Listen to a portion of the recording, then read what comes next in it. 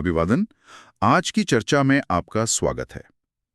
गायत्री मंत्र, ये शब्द सुनते ही हम में से ज्यादातर लोगों के मन में एक जानी पहचानी सी धुन गूंजने लगती है ना।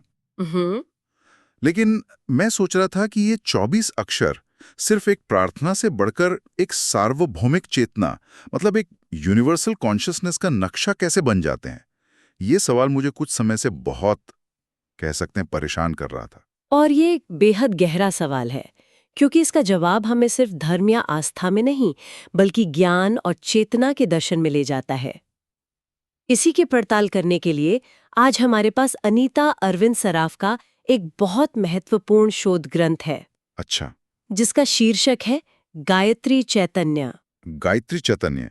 और जहां तक मुझे पता है, हम इस किताब को सीधे नहीं बल्कि एक अलग नजरिए से देखने वाले हैं। बिल्कुल।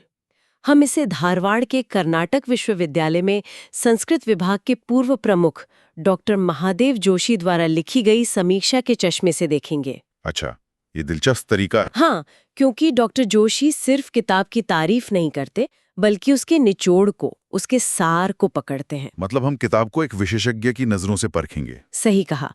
डॉक्टर जोशी साफ कहते हैं कि ये ग्रंथ गायत्री मंत्र को पूजा पाठ के सीमित दायरे से बाहर निकालता है और उसे ज्ञान के एक मार्ग और एक सचेत जीवन जीने के तरीके के रूप में स्थापित करता है। और उन्होंने लेखिका के काम की इतनी प्रशंसा की है। मैंने पढ़ा कि उन्होंने यहाँ तक कह दिया कि इस शोध के लिए उन्हें डीलेट यानी डॉक्टर ऑफ लिटरेचर की उपाधि दी जा सकती है। हाँ, ये बहुत बड़ी बात है। किसी भी एकेडमिक काम के लिए तो ये बहुत बड़ी मान्यता है। निश्चित रूप से ये दिखाता है कि हम किसी साधारण किताब की नहीं, बल्कि एक बहुत गहरे अध्ययन की बात कर रहे हैं। तो चलिए यहीं से शुरू करते हैं। हम में से ज्यादातर लोगों के लिए प्रार्थना का मतलब क्या होता है? भगवान से कुछ मांगना, मेरी परीक्षा पास करा दो, सेहत अच्छी रखना, यही सब। हाँ, और इसी आम धारणा को ये ग्रंथ सबसे पहले चुनौती देता है।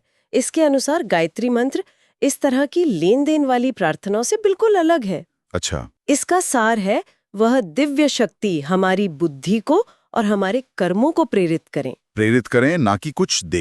ये एक बहुत बड़ा अंतर है। बहुत बड़ा। यहाँ हम बाहर से कुछ मांग नहीं रहे हैं, हम कह रहे हैं कि हमारे अंदर जो बुद्धि की शक्ति पहले से मौजूद है, उसे सही दिशा मिले, उसे प्रेरणा मिले। मतलब ये मुझे नौकरी दो या मुझे सफलता दो कहने से कहीं ज्यादा गहरा है। बिल्कुल, ये कह रहा है, मुझे सही निर्णय लेने की क्षमता दो। तो एक तरह से हम अपने आंतरिक दिशा सूचक, अपने इंटरनल कंपास को ठीक करने के लिए कह रहे हैं। सही कहा। ज्यादातर प्रार्थनाएं लेन देन पर आधारित होती हैं, ट्रांजैक्शनल। हाँ, एक आध्यात्मिक सौदे की तरह। हे प्रभु, मेरा ये काम करवा दो, मैं ये चढ़ावा चढ़ाऊंगी। गायत्री मंत्र इस मानसिकता को ही चुनौती देता है। तो ये परिवर्तनकारी है, ट्रांसफॉर्मेशनल। बिल्कुल। इसका लक्ष्य हमारी बाहरी परिस्थितियों को बदलना नहीं, बल्कि हमारी आंतरिक चेतना, हमारे देखने के नजरिए को बदलना है। ठीक है, तो हमें अपने आंतरिक कंपास को ठीक करने के लिए दिव्य मार्गदर्शन चाहिए। बिल्कुल। लेकिन ग्रंथ में एक शर्त का जिक्र है कि ये मार्गदर्शन पाने के लिए पहले मन का शुद्ध होना जरूरी है। हाँ। ये बात मुझे थोड़ी विरोधाभासी लगती है। कैसे? अगर हमारा मन पहले से ही शुद्ध और स्पष्ट होता, तो हमें मार्गदर्शन की जरूरत ही क्यों पड़ती? पहली नजर में ये एक पहेली जैसा लगता है, लेकिन इसका तर्क बहुत सीधा है। कल्पना कीजिए कि आपके पास एक गंदा, मैला बर्तन है और कोई आपको उसमें अमृत डालने की पेशकश करता है, तो क्या होगा? अमृत भी गंदा हो जाएगा, उसका कोई लाभ नहीं होगा। बिल्कुल। ग्रंथ के अनुसार हमारा मन वो बर्तन है और दिव्य प्रेरणा वो अमृत। ओह! अगर हमारा मन पूर्वाग्रह, क्रोध और स्वार्थ जैसी गंदगी से भला है, तो हमें मिलने वाली कोई भी ऊंची प्रेरणा विकृत हो जाएगी। हम उसका गलत मतलब निकालेंगे। समझ गया। इसलिए साधना का पहला कदम बर्तन को यानी मन को साफ करना है। तो इसका मतलब ये हुआ कि जब तक हम अपने स्वार्थ और अपनी धारणाओं का फिल्टर नहीं हटाएंगे, तब तक हमें मिलने वाला संदेश कभी भी साफ नहीं हो सकता। सही। मन को शुद्ध रखना, ज्ञान के मार्ग पर चलना, ये सुनने में तो बहुत अच्छा लगता है, लेकिन व्यवहारिक स्तर पर यह बहुत मुश्किल काम है। हाँ। क्या ये ग्रंथ इस चुनौती को स्वीकार करता है या बस एक आदर्श स्थिति बताकर छोड़ देता है? ये एक बहुत जरूरी सवाल है, और अच्छी बात यह है कि ग्रंथ इस मुश्किल को पूरी तरह से स्वीकार करता है। अच्छा। असल में वो कहता है कि ज्ञान का ये रास्ता शुरुआत में न सिर्फ असंभव, बल्कि हास्यास्पद भी लग सकता है। हास्यास्पद, ये मानना तो बड़ी ईमानदारी की बात है। हाँ, और इसे समझाने के लिए महाकवि कालिदास के रघुवंशम से एक अद्भुत श्लोक का उदाहरण दिया गया है। कौन सा?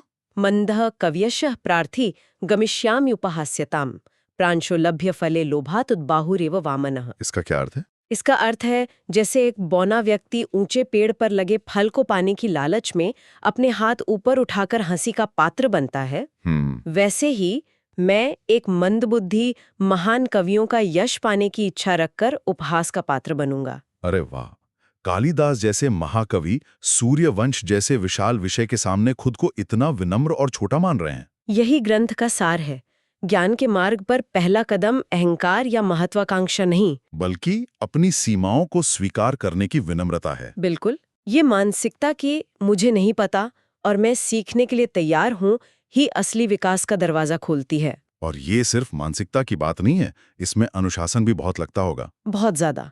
ग्रंथ में इस बात का उल्लेख है कि लेखिका अनीता सराफ ने भी ये विशाल शोध कार्य अपने गुरु श्री श्री वल्लभ चैतन्य महाराज के आदेश और मार्गदर्शन में पूरा किया। अच्छा। तो ये दिखाता है कि ज्ञान की यात्रा के लिए बाहरी प्रेरणा और आंतरिक अनुशासन दोनों जरूरी हैं। तो एक तरफ आंतरिक मन की शुद्धि और अनुशासन, हाँ, और दूसरी तरफ बाहरी मार्गदर्शन। और इसी आंतरिक और बाहरी के संतुलन पर ग्रंथ का सबसे बड़ा और सबसे अनोखा तर्क टिका है। हमने मन की शुद्धि की बात की, जो एक पूरी तरह से आंतरिक प्रक्रिया है। हाँ, लेकिन कमाल की बात यह है कि ग्रंथ इसे भारत की सबसे बड़ी बाहरी और भौतिक सच्चाई से जोड़ता है, गंगा नदी से। अच्छा। गंगा नदी से। हाँ, यहीं पर ये ग्रंथ एक बहुत बड़ी छलांग लगाता है। इसका मुख्य तर्क ये है, गायत्री मंत्र का स्थूल रूप ही गंगा है और गंगा का सूक्ष्म रूप ही गायत्री है। एक मिनट, ये एक बहुत बड़ा दावा है। स्थूल और सूक्ष्म, इन शब्दों से यहाँ क्या मतलब है? एक मंत्र और एक नदी को एक ही चीज के दो रूप कैसे कहा जा सकता है? हाँ, ये थोड़ा गहरा है। आसान भाषा में कहें तो स्थूल वो है जिसे हम अपनी 5 इंद्रियों से महसूस कर सकते हैं। जैसे गंगा नदी। हाँ, जिसे हम देख सकते हैं, छू सकते हैं, जिसका जल हम महसूस कर सकते हैं। और सूक्ष्म वो है जो इन इंद्रियों से परे है, हमारी चेतना, हमारे विचार, हमारे भीतर का आध्यात्मिक स्पंदन। जैसे कि गायत्री मंत्र का प्रभाव। बिल्कुल। अच्छा, तो एक भौतिक है और दूसरा अभौतिक। सही। ग्रंथ का तर्क है कि ये दोनों अलग-अलग शक्तियां नहीं हैं, बल्कि एक ही सार्वभौमिक चेतना के दो अलग-अलग प्रकट रूप हैं। एक को आप महसूस कर सकते हैं, दूसरे को आप देख सकते हैं। ये सुनने में बहुत काव्यात्मक और सुंदर है, लेकिन क्या इसका कोई दार्शनिक या शास्त्रीय आधार भी है? यह सिर्फ एक सुंदर कल्पना है? नहीं, इसका गहरा आधार है। और यहीं पर ग्रंथ 2 महान ऋषियों की कहानियों को एक साथ लाता है। किनकी? ब्रह्मर्षि विश्वामित्र और महातपस्वी भगीरथ। विश्वामित्र और भगीरथ? हाँ, दोनों की कहानियां बचपन से सुनते आए हैं। लेकिन ग्रंथ इन दोनों को एक साथ क्यों रखता है? यहीं इस ग्रंथ की प्रतिभा दिखती है। वह इन दोनों को ज्ञान और कर्म के प्रतीक के रूप में प्रस्तुत करता है। ज्ञान और कर्म। हाँ, विश्वामित्र ने अपनी महान तपस्या से क्या पाया? उन्होंने गायत्री मंत्र को समझा। हाँ, उन्होंने सूक्ष्म ज्ञान रूपी गायत्री को समझा और उसे दुनिया को दिया। ठीक है, तो वे ज्ञान के प्रतीक हुए। और भगीरथ ने अपनी अटूट तपस्या से क्या किया? उन्होंने गंगा को पृथ्वी पर उतारा। स्थूल कर्म रूपी भौतिक गंगा को स्वर्ग से पृथ्वी पर उतारा। अरे, ये तो मैंने कभी सोचा ही नहीं। हम इन दोनों कहानियों को हमेशा अलग अलग सुनते आए हैं, विश्वामित्र की तपस्या और भगीरथ की तपस्या।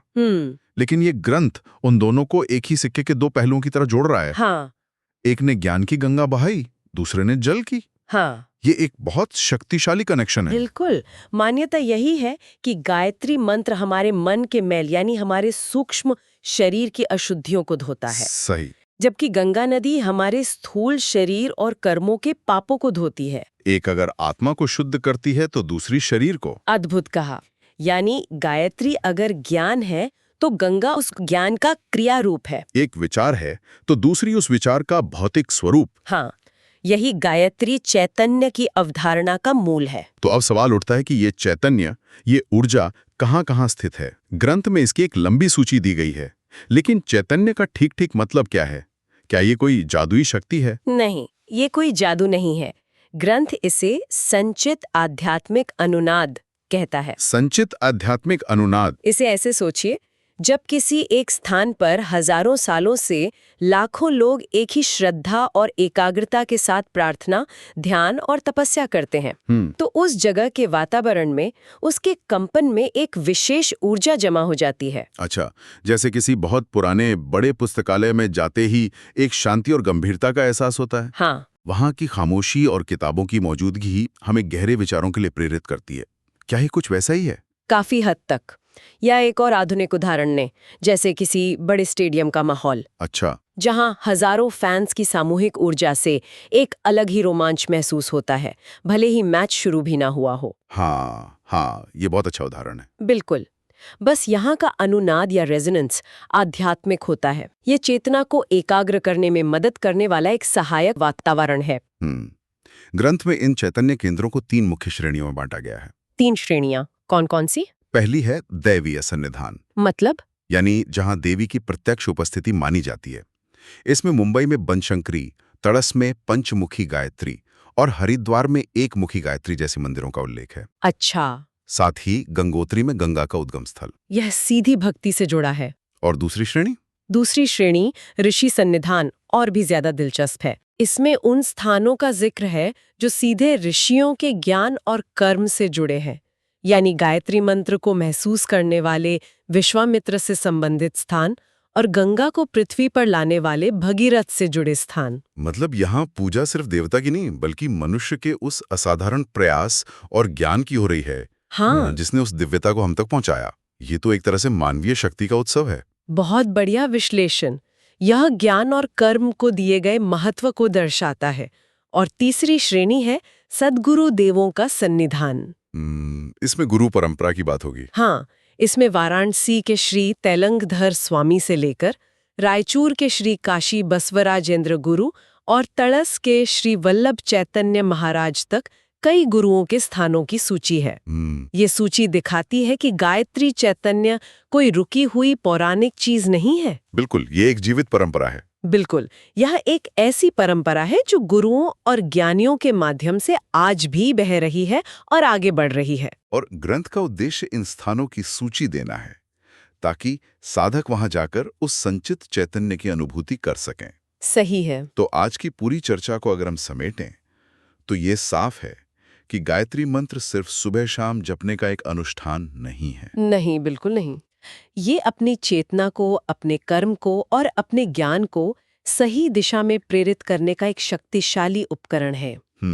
और गायत्री चैतन्य ग्रंथ इस समझ को केवल आस्था के आधार पर नहीं, बल्कि एक तर्क संगत और शोध आधारित ढांचे में प्रस्तुत करता है। और मेरे लिए सबसे बड़ी बात तो गायत्री और गंगा के बीच का वो सूक्ष्म और स्थूल संबंध था। हाँ, ये सोच को एक बिल्कुल नया आयाम देता है। निश्चित रूप से।